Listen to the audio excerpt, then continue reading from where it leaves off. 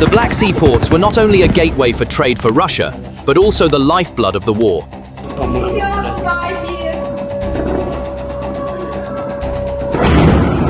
Military shipments, fuel supplies, and ammunition transfers all flowed through these ports. Especially for besieged regions like Crimea, these ports were the last lifelines for survival. Ukraine was aware of this strategic dependence.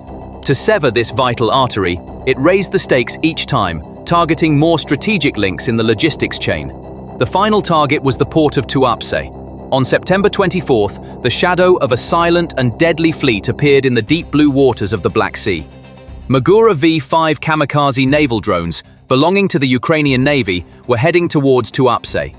Each of these unmanned naval vehicles, traveling just a few centimeters above the water's surface, managed to infiltrate the port undetected, blending in with the sound of the waves and triggering almost no defenses. Combined with the blind spots of Russian radars and the natural cover of the sea, these drones demonstrated an example of asymmetric intelligence operations far beyond a conventional attack. Their first targets were Russian warships anchored in the port. Satellite images showed that at least 2 ships were hit, with large fires breaking out on their upper decks. The drones dealt not only a physical blow to the ships, but also a strategic one. These ships were the only active Russian patrol assets remaining in the eastern Black Sea, and now they were irreparably damaged. But the real destruction came with the second wave. Other Magura V5s targeted the main function of the Tuapse port, oil. Their targets were clear: refinery connection lines, pipeline exit stations, pumping stations, and giant storage tanks. These facilities formed the fuel backbone for both the Russian Navy and the ground forces being deployed to the front via Crimea. The massive explosions that occurred in the area after the attack set fire not only to a port facility, but also to the fuel arteries of a war machine. Satellite images reported that the fire, which broke out in at least 3 different locations, was visible from miles away. The smoke rising from the area did not stop for hours. Videos shared on Russian social media showed civilians evacuated from the port area fleeing in panic, and military units trying to block access to the port. The devastating attack on Tuapse was not an isolated explosion on the Black Sea coast. On the contrary, it was only part of a larger strategic operation planned by Ukraine with its simultaneous operation concept. This chain of attacks expanded into a coordinated wave targeting Russia's most critical military and energy infrastructure in the Black Sea basin. The first expansion was the port of Novorossiysk, the de facto headquarters of the Black Sea Fleet. The city became a target for Ukrainian unmanned aerial vehicles. One of the targets was the regional offices of the Caspian Pipeline Consortium, which was not only militarily but also economically significant. The consortium represented an energy pipeline that transported Caspian oil to the Black Sea via Kazakhstan and was of great importance to Russia in terms of foreign exchange earnings. The attack on the offices was not only physical but also a geo-economic message. Now, not only tanks but also energy contracts are targets of war. Another wave of attacks targeted the Belbek and Kaça air bases in Crimea. During these attacks, which took place at night, explosions were reported in the runway areas and fuel storage areas of both bases. The Belbek Air Base in particular was a critical air defense point where Su-30SM and MiG-29 fighter jets were stationed. Kaça, on the other hand, was a base serving naval aviation and was the departure point for patrol flights over the sea.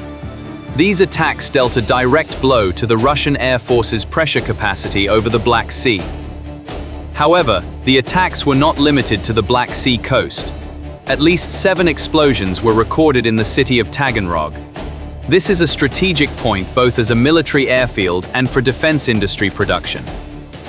Local sources reported that flights were suspended at the airport in the area following the explosions, and that a fire broke out on the runway. Civilian infrastructure in the area was also affected. Ukraine's large-scale pressure campaign not only targeted defense and energy infrastructure, but also succeeded in creating an electrical disruption that spread to Russia's interior regions. An electrical substation in the city of Lgov, part of the Kursk region, was targeted and disabled by unmanned aerial vehicles. This attack clearly demonstrated that military production and supply systems located behind the front lines, were also under threat. All these attacks were carried out with a synchronization that appeared to be strategically planned from a single center, despite being geographically spread over hundreds of kilometers. This was a textbook example of modern asymmetric warfare, combining military and economic targets. However, to fully understand the shockwaves created by this attack and the panic in the Kremlin, we need to ask two fundamental questions. First, why was Tuapse so vitally important to Russia? Second, how could such an important stronghold be so helpless against a few unmanned naval vehicles? First and foremost, Tuapse was literally the last bastion for the Russian Black Sea Fleet. Ukraine's kamikaze naval drones and millions had turned Sevastopol, the fleet's main base, into a living hell since the beginning of the war. Even ships anchored in the harbor were being hit, and command centers were being blown up. This relentless pressure forced the Russian Admiralty to move the fleet's most valuable warships, modern frigates and corvettes carrying caliber cruise missiles, to the port of Novorossiysk, further east. However, as Ukraine's range and audacity increased, Novorossiysk also ceased to be a safe haven. At this point, Tuapse, geographically squeezed at the foot of the Caucasus Mountains, located in a more sheltered area and farther from the Ukrainian coast, emerged as the only hope for the fleet's survival. This was the last deep-water port where the Russian Navy could still demonstrate its presence in the Black Sea, hide and breathe. However, Tuapse's importance was not only military, but also economic. This port is one of Russia's largest and busiest terminals for exporting oil to the world via the Black Sea. Every year, tens of millions of tons of crude oil and petroleum products are loaded onto giant tankers at this port and sent to world markets. This was one of those vital taps financing Putin's war machine, generating millions of dollars in foreign currency every day. Therefore, Tuapse was both Russia's military shield and its economic lifeline. For Ukraine, this was a perfect target, killing two birds with one stone. So how could such a vital, such a critical military and economic center fail to be protected? On paper, Tuapse was supposed to be an impregnable fortress.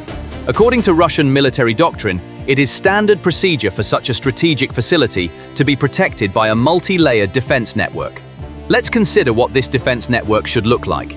In the outermost ring, at least one or two S-400 or S-300 long-range air defense batteries positioned in the mountainous terrain surrounding the port, designed to detect and destroy approaching aircraft or cruise missiles from hundreds of kilometers away. Numerous Pantsir S-1 and Tor short-range systems deployed immediately around the port to form a final line of defense against low-flying UAVs and sea drones. Bastion P coastal defense missiles deployed to protect the port from sea approaches. The warships anchored inside the port have their own highly advanced radar and air defense systems. And above all this, a comprehensive electronic warfare dome that should jam the electronic systems of approaching drones, rendering them blind and deaf. In total, we are talking about a network consisting of at least a dozen different and modern air defense elements, which in theory should not let even a mosquito through. So why did this perfect shield tear like paper? Behind the failure lie several fundamental reasons that reflect the deepest and most chronic illnesses of the Russian army. First and foremost, Russian defense systems are designed for the wrong kind of war. The S-400s and Pantsirs, costing billions of dollars, are optimized to stop high-flying fighter jets or cruise missiles traveling at the speed of sound. However, sea drones like the Magura V5 used by Ukraine are an entirely different threat. These vehicles travel just a few centimeters above the water. Due to their carbon fiber hulls and small size, their radar cross-sections are almost as small as a seabird. Their thermal signatures are extremely low. Therefore, for massive radars stationed on land and tuned to scan the sky, these ghosts gliding over water are virtually invisible. Russia attempted to respond to the asymmetric threats of the 21st century with the mentality and weapons of the 20th century and failed. The second, and perhaps most important reason, is overconfidence, the deadliest trap in military history. The Kremlin and the Russian General Staff viewed Tuapse as a safe backyard due to its distance from the front line. The most modern air defense systems and the most experienced and skilled crews were inevitably prioritized to protect Crimea or Moscow, which were hotter fronts. The systems left in Tuapse were probably older, less well-maintained, and staffed by less trained personnel. Distance creates a false sense of security, and that sense gifts the enemy what it wants most, the element of surprise. Ukraine did not simply carry out this attack by sending drones to the port. This was a cleverly planned operation that exploited the enemy's weaknesses to the fullest. The attack was likely carried out on a stormy night, when rough seas and bad weather conditions would make it even harder to detect the drones. Instead of heading directly for the port, the drones probably followed the coastline, using the terrain's contours as a shield to slip through the blind spots of the radars. And most importantly, this was not a single attack, but a swarm attack. Multiple drones arriving simultaneously from different directions distracted the port's defense systems and overwhelmed its response capacity, ensuring that at least a few reached their target. Finally, the Russian military's chronic problem of lack of integration played a key role in this fiasco. In a modern defense network, the S-400's radar should communicate instantly with the Pantsir's firing system and the frigate's command center in the port, creating a single, unified picture. However, Russian systems generally do not work in this integrated manner. Each unit relies heavily on its own radar and its own decisions. This disjointed structure creates deadly gaps and delays between systems that Ukrainian drones can exploit. These attacks marked the turning point where Ukraine declared itself no longer merely defending the war, but shaping it, directing it, and driving its enemy into strategic dead ends. With naval drones advancing through the Black Sea waters to Tuapse, UAVs descending on Novorossiysk, the heart of the Caspian Consortium, air bases in Belbek and Kaça turning to flames in Crimea, explosions in Taganrog targeting the industrial backbone, and Kursk's electrical substation striking inland areas, all were struck simultaneously, on the same night, from different ranges but with a common purpose: to systematically collapse Russia's southern flank. Ukraine's goal is no longer merely to halt Russian advances or deliver tactical blows to specific infrastructure points. The aim now is to create a permanent state of operational paralysis along the entire Black Sea front. Everything from command centers to radar stations, air bases to naval ports is under simultaneous pressure. This is not a conventional frontline war, but a high-entropy war of attrition that destroys the enemy's decision-making ability, timing reflexes, and even strategic vision. With these attacks, Ukraine is effectively turning the vast geography of southern Russia into a no-go zone. Now, an oil tanker cannot dock in Tuapse, a warship cannot safely enter the port of Novorossiysk, and a Su-30 SM bomber taking off from Belbek cannot return to the runway and land undamaged.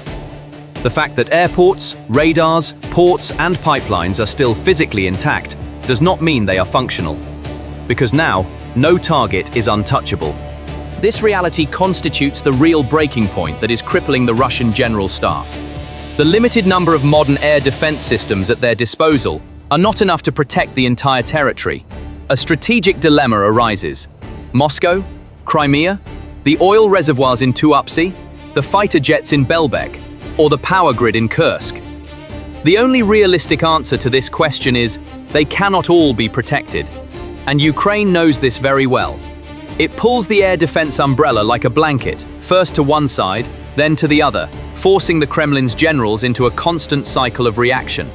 For every area covered, another remains exposed. This is a modern and intelligent siege concept that goes far beyond traditional war theories, aiming to disrupt the enemy's decision-making cycle. As a result, what happened on the night of September 24th was not just the explosion of military ammunition or the silencing of a few radars. That night, Ukraine declared to the world that it was no longer just a party to the war, but its pace-setter.